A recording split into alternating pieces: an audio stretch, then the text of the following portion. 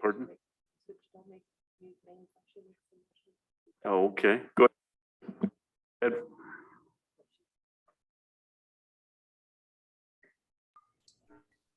Did I make the motion, Mr. Chair? Yeah, go ahead. Do it again. Okay, I'd make the motion to approve the purchase of the 40-acre parcel on the Jocko used in bridge funding and BPA. Motion by Anita to pursue acquisition of the Jocko parcel for 40 acres through Bonneville Power, utilizing bridge funding if needed. Second by Carol. Any further discussion? Seeing none, all those in favor? Unanimous? Thank you. Sure. Go ahead, Bing. Yeah, before Les leaves here, I got a question for him.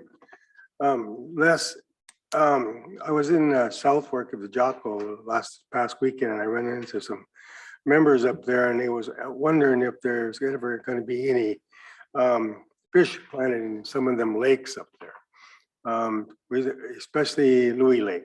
Louis Lake has nothing but just little tiny fish in it right now.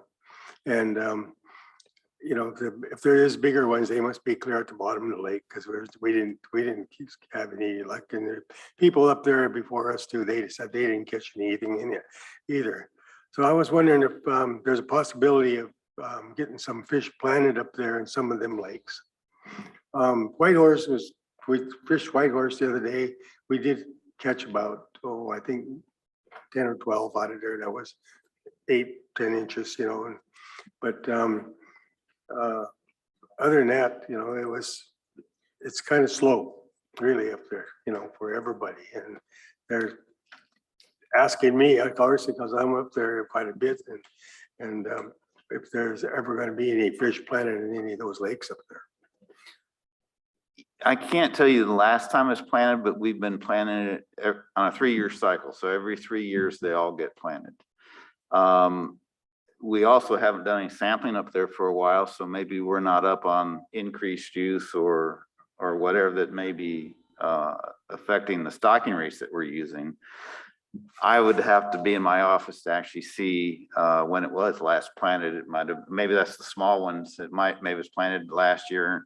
And in those lakes, we're planting pretty small fish because we're helicoptering them in and dropping them from the sky. So they do take a while to grow up, but there should be multiple age classes in there. So maybe it's time, particularly again, to look at Louis. I'll be glad to go up there and sample that myself. I have more sophisticated tools than you do.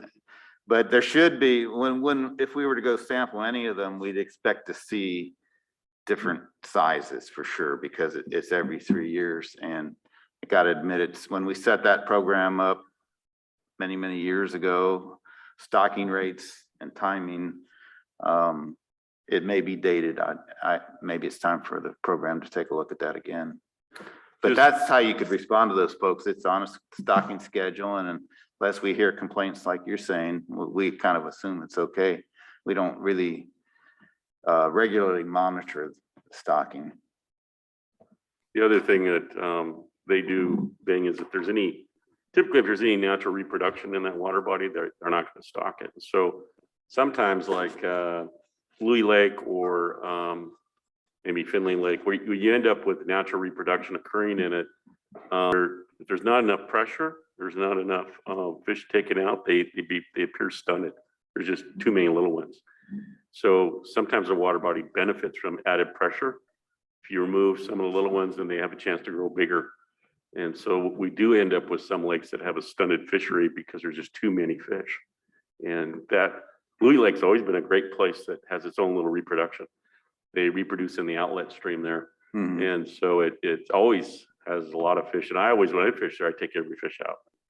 Every one I catch, I take out, no matter what their size is. So thinking they might grow up bigger or too small.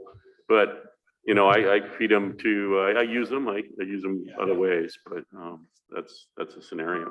Yeah, that's a good point, Tom. All that, whether it's got natural reproduction or none, go into that. And sometimes he's talking about a situation where natural reproduction it needs more harvest so the fish get bigger.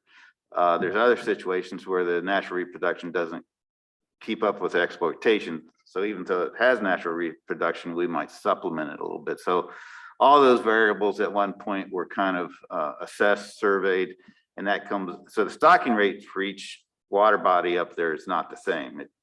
It's got no natural reproduction, a lot of pressure, obviously stocking rate's going to be higher. And I'm not as familiar as you guys. I've only been to a few of the ones in the South Fork, but yeah, sometimes it's just outlet spawning, sometimes there's good inlet spawning, so it's variable. Just the one thing, Les, and again, I'll bring it up, is the potential to stock Salasooth.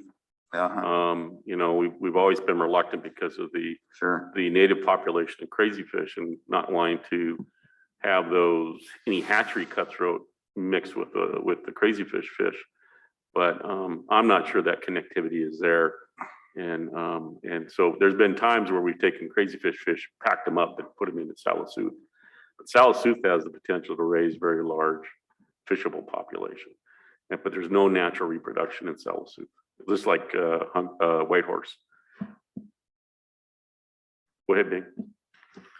Thank you, Mr. Chair.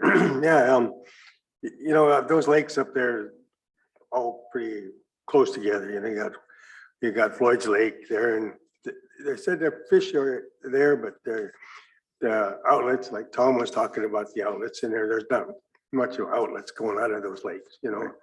And also, what was the other one? Oh, Marmot Lake down below the lookout.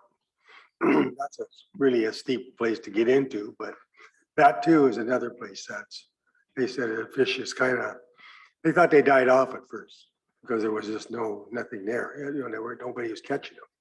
But then all of a sudden I heard that they were starting to catch a few back in there again. But you know, but people, there's a lot of these younger guys that are always walking all over heck up there in the country, you know, and fishing here and there.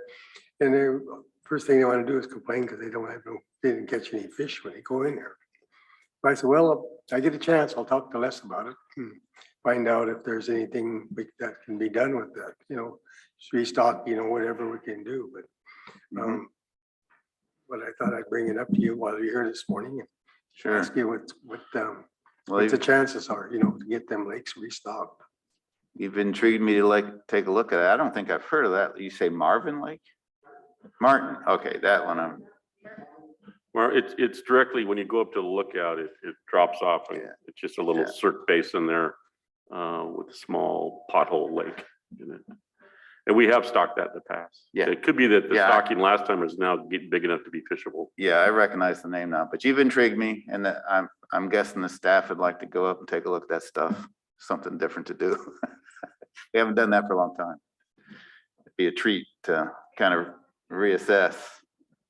So if we get out there and do that and do some reassessment and there's something interesting to share with you, I'll come back and I'll kind of review what we are doing regardless. So thanks for the input.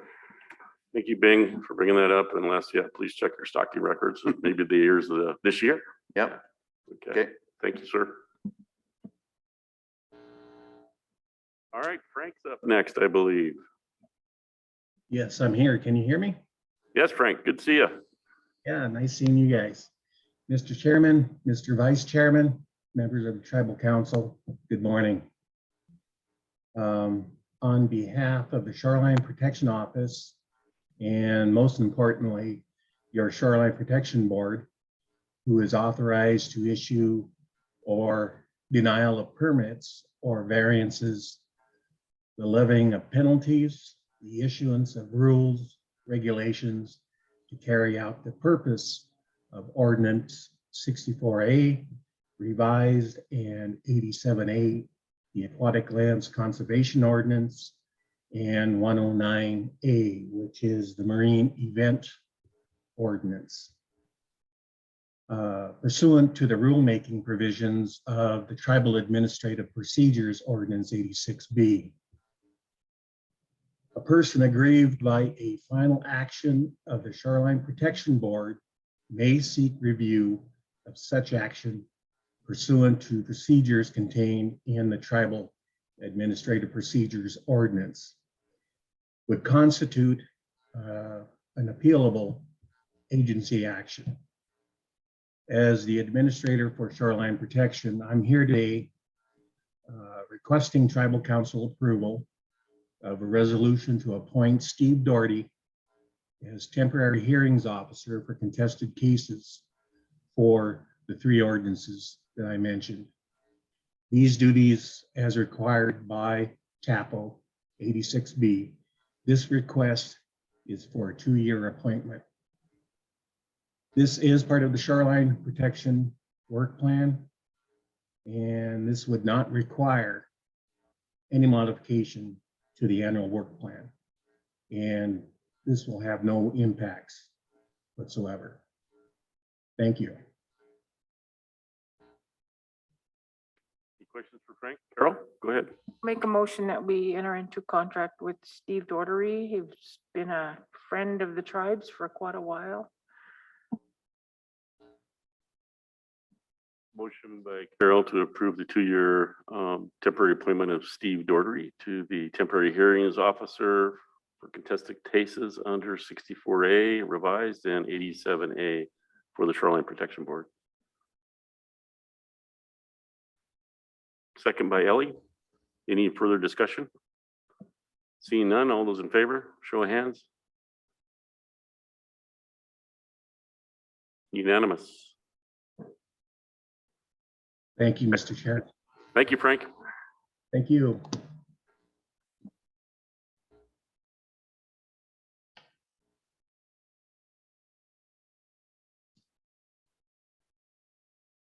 All right, next up is Rick.